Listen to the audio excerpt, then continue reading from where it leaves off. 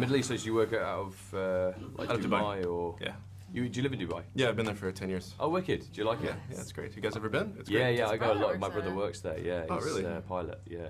Oh, crazy. For For Emirates. Emirates. Awesome. Yeah.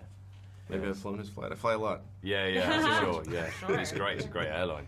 How were you pitched this show to begin with? Like, who told you about it? What was the idea on the page, and how did you react to the pitch for the show? He's got the good story. Okay, so yeah, I mean, I got a call about this show, and I got sent like a breakdown of what it was, and I'd never heard of it. You know, I was like, what is this thing? I've not heard of this. And so I Googled it, and I saw that imagery of all the characters from the comic and how different they all were. You know, with number 5, the little kid, and then like Luther, this big monkey body at the front, and then Klaus is floating, and it was like such a different group of superheroes that I'd not seen before. And then I read the comic, and I immediately was like, this is wacky, this is completely different, you know. And then I got arranged a call with Steve Blackman, our showrunner, and he then pitched me the show version of this, and his plan for it was so unique, and how he said it was going to be sort of like this Wes Anderson feel, you know, Royal Tenenbaums sort of family dysfunction. It was just something about it that felt unique and that I wanted to do. I don't know what it was. I just was like, I've got to do this thing. There's just nothing else out there like it. And he fully delivered at every step of the way. Everything he told me in that very first meeting is going to be this, it's going to be that. I was like, okay, cool. I actually thought, I'm not sure how this is going to work. I'm not sure how he's going to do this. But he did every step of the way, in my opinion. And were you someone who went back to the comic as well and like looked at this character? Yeah, well, I read the pilot script first, and then I was like, this is one of the best pilots that I had read that season, and I was like, this is so good.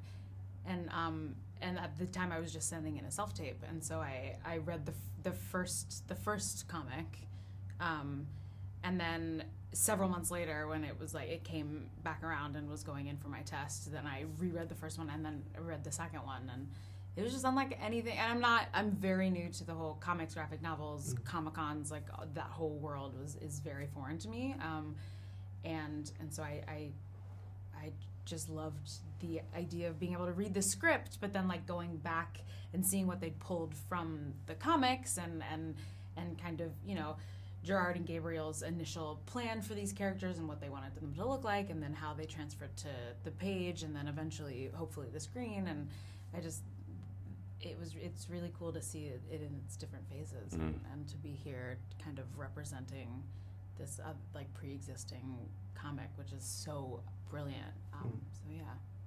What were you each able to bring to the characters that wasn't on the page? You know, through this process, obviously there's source material, there's this great vision from the showrunner, but how are you able to, you know, bring a bit of yourselves to these characters, or a different interpretation maybe? Yeah. Yeah, I mean, I think you have to find the human inside them, the real person who, you know, what's driving them and what, you know, makes them tick, I suppose, and what makes them different as well, and what makes them relatable.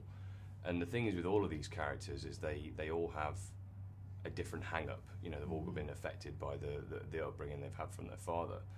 And because of what's happened to Luther's body, right, and he has this huge grotesque body, and before he had a very normal body and was sort of the, you know, Alison, I think, was the poster girl for the Umbrella Academy, but in fact Luther was almost like the poster boy of the Umbrella.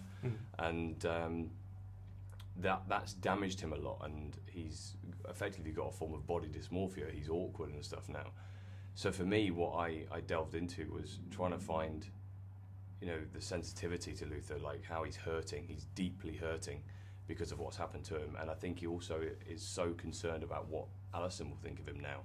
Well, now he's coming back from isolation on the moon, he's got to come back into this world, and, you know, coexist with these guys again, and that's the biggest thing for him. It's the biggest challenge for him. So I wanted to find all that deep hurt inside of him. Yeah, I think finding the human side of all of these characters, and I think Steve Blackman and Peter Hoare, who directed our first and 10th episode, they really trusted us to make decisions for these characters and speak for them and bring as much of ourselves to them as we could. And yeah, I think they did such an amazing job at casting everyone. It all feels like we are all playing like heightened versions of very fluid versions of ourselves, which I, with more drama and abilities that I wish I had. Yeah.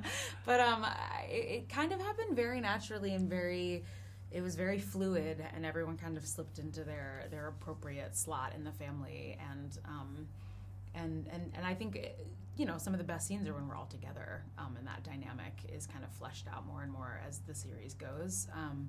So yeah, I think Can I just ask quickly a follow up about this bodysuit that you have? I mean, you obviously see the comic; it's gigantic, gorilla. So what was it like in building that? Did you think you're going to be CGI with your head on top, or how was it like building that? There was a few stages, yeah. I mean, they used to send me these concepts of what Luther was going to be, and originally the first thing was that it was going to be mainly my body, my own body. So I had to try and get as big as I possibly could, and then they were going to add on prosthetic parts. But the problem with that was every day I'd have been going through this whole prosthetic process, and it just wasn't practical. So they decided to make this big suit, it was never going to be CGI. I don't think it was never going to be that.